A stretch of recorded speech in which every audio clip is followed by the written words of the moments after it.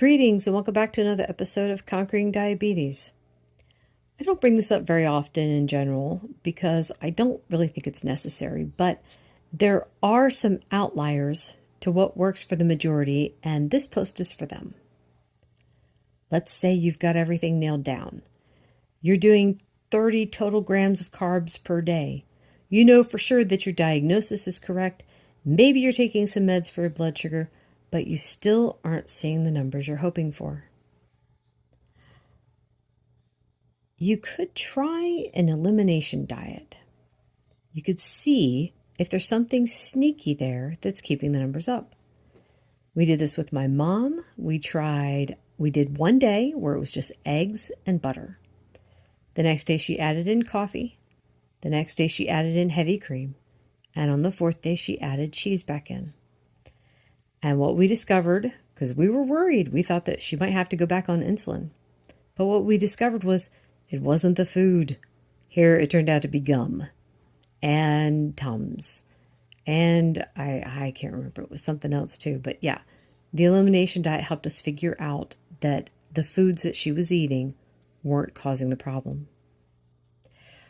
You could just stick with meat and dairy for a while. Cut out the plant kingdom just to see what happens.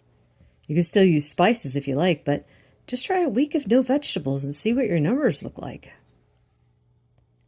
I do know about the recommendations about fiber, but I would also point out that the same people giving those recommendations are also telling diabetics to eat whole grains and plenty of fruit and starchy vegetables. I also know of everyone's concern over being able to use the bathroom without fiber. That's not an issue if you're getting enough fat.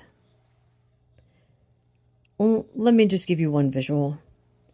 If you have a ring that is stuck on your finger, what will make it come off more easily?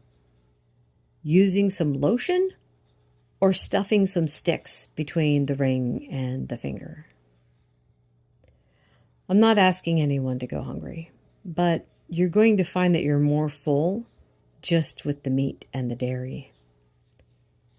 And as I said, I really don't think this is necessary for most people, but it can be a tool to narrow things down and find out what's keeping the numbers up. Don't be afraid to try it. You might not have to do it for long, just long enough to see what's going on. Anyway, that's all for today. Thank you so much for listening. Bye.